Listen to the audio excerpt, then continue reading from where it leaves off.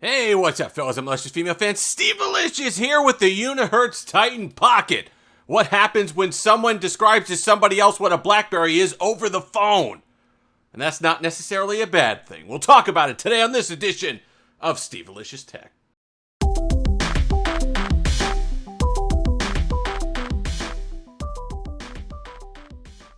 And we're back, of course. Thank you so much to all the new subscribers, up over 4,800 as of the taping of this video. If you're loving all the tech, new, old, and keyboard, physical keyboard in 2021, go ahead and tussle that subscribe button. It certainly means a lot to me. So, here we go. This is going to be, I know it's a little bit more than 72 hours, but I had a bunch of stuff going on this week, so I didn't want to jip you on at least a full 3 days of me concentrating just on the Unihertz Titan Pocket. As I said in a community post, I'm going to be comparing it, see I'm charging it up already, to the old school BlackBerry Classic. We're going to do a direct comparison later next week, but I wanted to give you my initial impressions of this device itself. Some things that you want to know right away before, wow, they got way out of focus for a second, apologize, before you jump into this. The one thing that I got confused by, actually, is when I first got it, I thought there might have actually been something wrong with my unit, my actual Unihertz Titan Pocket, because my capacitive keyboard wasn't working. It's not on by default. Let's see if we can get this to focus even in the goofy light. You have to turn on Scroll Assistant in the pull-down menu. That's how you get the Titan Pocket to recognize the capacitive keyboard. And then once you do that, it actually works quite nice. You can see as we go through, we'll try not to struggle too much with the lighting here, but you can see it lights up, nice backlight. That's on by default, but it's a really smooth experience. I like it going back and forth. It does remind me a lot of the Passport and the Priv, and quite honestly, I think it works a little bit better than the Priv one did. So that's certainly an accomplishment. This device, it reminds me of a Mad Men episode when Don Draper's pitching a lipstick kind of campaign to the company.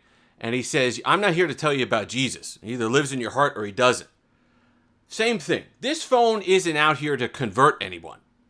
This phone is for people who already believe in this form factor and want something like this in 2021. There's no one that's going to put down their iPhone who's been a happy iPhone user, by the way. If you were a disgruntled iPhone user because you had to put down your BlackBerry Classic or your BlackBerry Bold 9900, that might be a different story. You might go back to this and say, oh boy, okay, at least there's something that I could convert to finally that's going to run a modern, up-to-date operating system and that I could use and not have to worry about too much stuff on. But if you're somebody who wasn't involved in the physical keyboard world, who wasn't somebody who used something like this in the past, it's not converting anyone.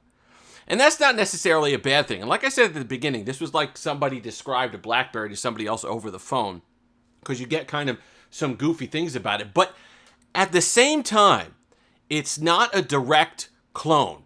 It's not something that was just thrown together. They slapped a keyboard on a regular Android device and then just gave you stock Android or some sort of bloated Android and say, you know what, too bad, have at it. There was some thought behind this device. But let's talk about some of the limitations that if you were expecting something similar to your BlackBerry experience, you're really not going to get. The first one is Twitter, and I hope this really shows up. It's sometimes tough to do with the camera, but we'll deal with the kind of back and forth. See that? It's incredibly difficult to even get a full tweet sometimes. And if you go into, let's see, Amazon News, something like that, you know, it depends on what you're going into. But if you go into something, it's even worse in the full tweet. So let's just, there we go, just Star Trek. See, look at that, how it gets even bigger. It somehow is difficult. And even at the bottom, it's very tough on the tweet itself to hit the little heart and all the rest of it.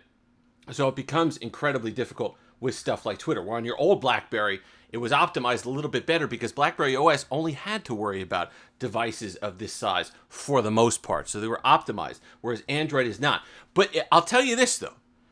Even though stuff like Instagram, stuff like, well, obviously TikTok would be near impossible, stuff like Twitter is difficult, the gaming is not the end of the world. We'll load up Pokemon Go here. And see, even though that's kind of goofy cut off there, you'll see in a second what it actually does as it boots up. See, now there's a game mode that kind of shrinks it and pulls the FOV way out, or expands it, whatever the term would be for that, to give you all of the screen. Now, I'm going to catch a Pokemon live on here if it decides to boot up. which you'll see how goofy that process actually is. And you can see this. See how that would be big, right? And you're a little alarmed. And some of the menu stuff is big. But see how it shrinks it all down? It shrinks it all down so you could fit it on the screen at once. I want to collect my Pokeballs right now. We want to collect the Pokemon. But see how the FOV is weird? And it kind of puts you watch when you see, look at how far away that Pokemon. Usually that's closer on the screen. Now you can still do it, right? It's still possible to do, but it's not a regular experience. But you're not getting a regular experience here. This, like I said, this is not something for somebody who doesn't understand what they're getting into. This is somebody who only needs social media on the periphery, right? You're only occasionally going on Facebook. You're only occasionally going on Twitter. For the most part, you're doing work.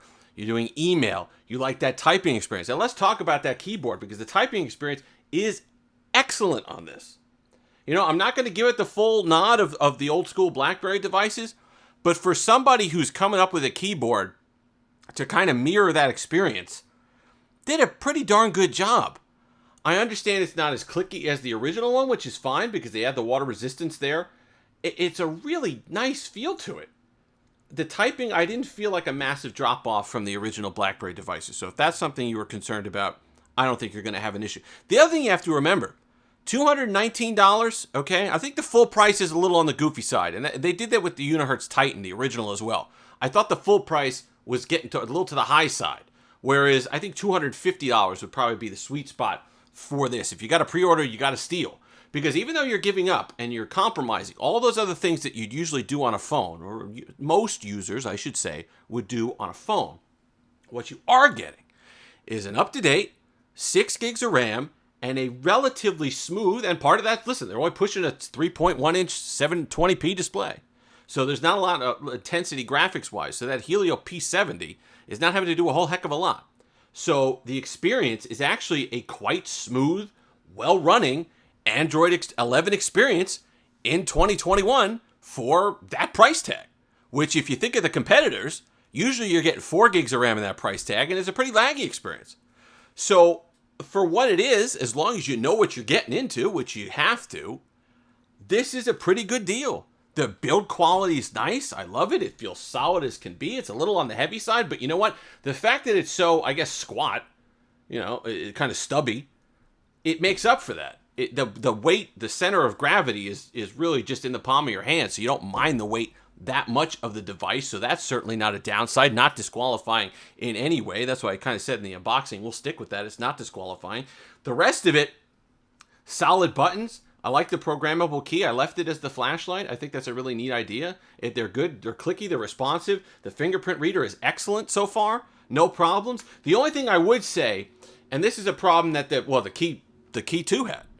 When you're scrolling up, the fingerprint sensor is touch sensitive and is the home button. So you do accidentally, because it's all in the same cluster, you do accidentally hit this and return to the home page and close out of an app when you didn't mean to.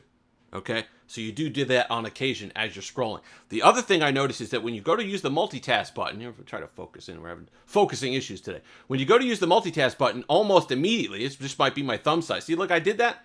You're hitting just the outside edge of the fingerprint reader, and it does light up the screen, and it does send you back. So you think you're hitting the multitask to pull up all your apps, and you actually wind up hitting back, and it vibrates a bunch of times. So that's something, listen, that's something that the Key 2 struggled with as well. When you try to use a capacitive thing and you're scrolling up, and you're running into, well, the Key 2 is the capacitive buttons here, but then all of a sudden you have the regular buttons on this one, the fingerprint sensor acting as that.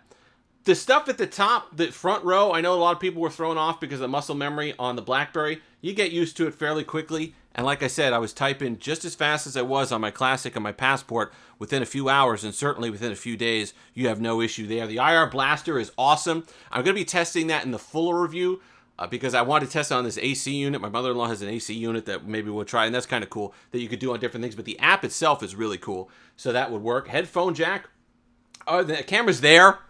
You know, there's limitations. Even when you're taking screenshots, now there's a lovely screenshot feature that they have that you take a screenshot and you could scroll and then just tap. So you're not limited by the 3.1-inch screen on your screenshot. You could scroll down for further ones, but that's an issue.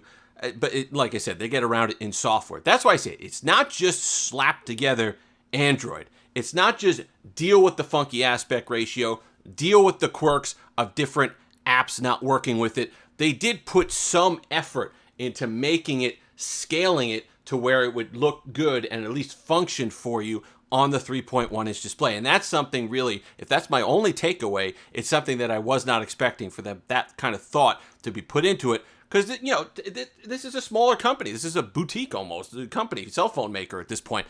So it's not something that you'd expect from them, but they do. And the quality control, just like on the Titan Pocket, it's solid, seems well put together.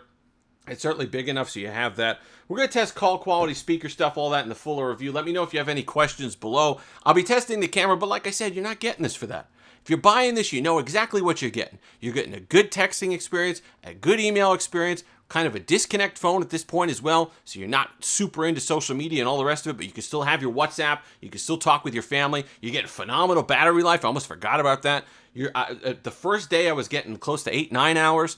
As I've turned the screen brightness up and done more with it, that's kind of gone down to 6 or 7, but that's still plenty good, especially if you're not doing a whole heck of a lot on it, because you're limited. You're going to get great screen on time. You're going to get great battery life, all of that. So for $219, you can't beat it. You can't beat it. If you're looking for something to even hold you over, a secondary device until a new BlackBerry comes out, when, whatever happens to be, or if you just listen, you're using your Classic now, you're using your Bold now, so you're not used to having a whole heck of a lot of stuff anymore. You don't need it. Get this, have some of the newer features and the security when you need it, and it's just a regular phone when you don't. If you've made it this far, like, comment, subscribe, all that fun stuff. Until next time, have that Steve-alicious day.